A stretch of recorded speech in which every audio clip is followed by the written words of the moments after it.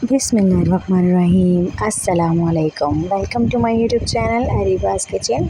गर्मी का दुश्मन केरी का शरबत आपके लिए लेकर हाजिर हुई हूँ। बहुत ज़बरदस्त और आसान रेसिपी, आप पूरा साल भी बनाकर इसे स्टोर कर सकते हैं और ये बहुत मज़े का बनता है। तो चलिए चीज़ें देख लेते हैं। आधा किलो मैंने यहाँ पे केरी ले ली है, 3 अदद आई हैं और इसको जो है अब हम कट करेंगे इस तरह से।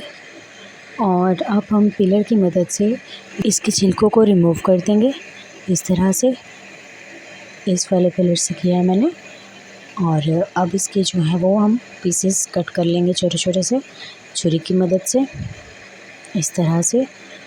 और अब एक कढ़ाई ले ली है, उसके अंदर मैंने छोटे वाले जो हैं वो 3 गिलास ऐड किए हैं और ये 3 केलियाँ जो हैं कट करके इसके अंदर डाल दी हैं बिल्कुल लो फ्लेम पे।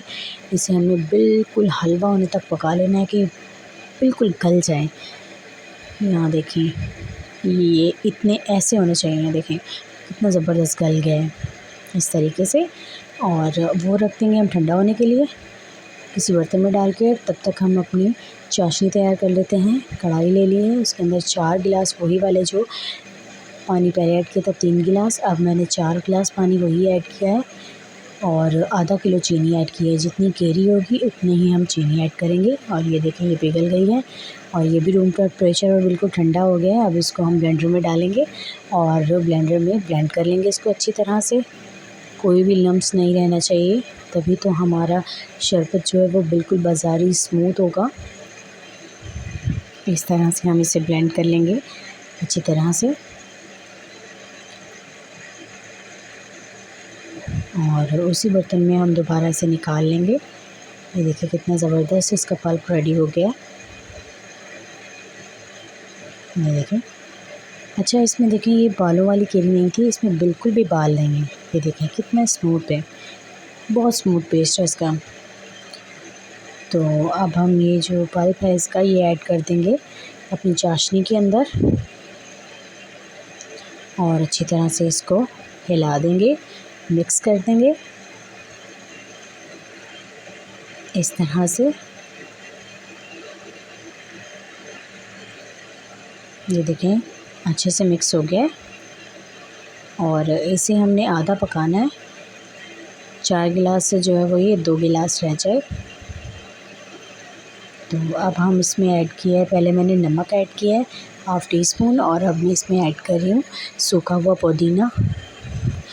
8 से 10 पत्ते होंगे जो मैंने अच्छी तरह से भूरा सा करके इसके अंदर डाल दिया है। और अब इलायची जो है वो 3 इलायची लेके उनके बीज निकाल के उनको पीस के वो डाल दिया है। और अब ऐड करेंगे इसके अंदर भुना हुआ सफ़ेद ज़ीरा इस तरह से। आप चाहे तो पाउडर भी डाल सकते हैं, मैं ऐसे ही डाल रही हूँ बाद में क्योंकि मुझे इसे छानना है।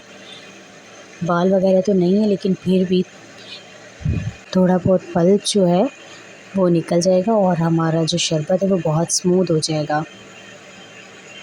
तो इसे हम खूब पकाएंगे।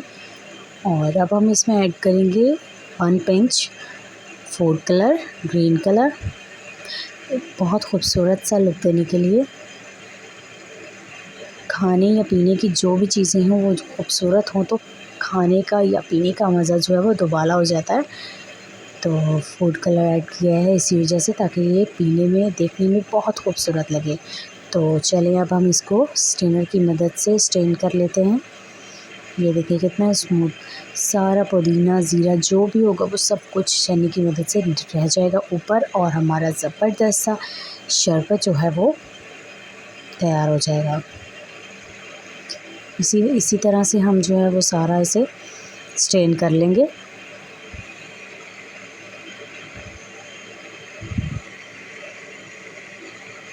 ये देखें, और ये देखें इतना सा बस ये पल्प सा निकला है जो मैंने छन्नी की मदद से निकाला है। और ये हमारा ज़बरदस्त केरी का शरबत बनकर तैयार हो गया है। रूम टेम्परेचर पर ठंडा कर लिया है। अब इससे एक जार लेंगे और उसके अंदर इसको कन्वर्ट कर देंगे और ये आप पूरा महीना पूरा साल इस्तेमाल कर सकते हैं। ये बिल्कुल भी ख़राब नहीं होगा क्योंकि केरियों का सीज़न तो बहुत कम अरसे के लिए आता है, तो इसका फ़ायदा ज़रूर उठाएं। गर्मी भी बहुत है और ये बना बना कर पिए भी और पिलाएं भी, बच्चों को भी दें, सबको दें। बहुत ज़बरदस्त इसका फ्लेवर होता है। तो ग्लास ले लिया है, आइस क्यूब्स ऐड कर दिए हैं और 4 to 5 टेबलस्पून जो है वो केरी का शरबत ऐड किया है और अच्छा ठंडा यख पानी जो है वो ऐड कर दिया है।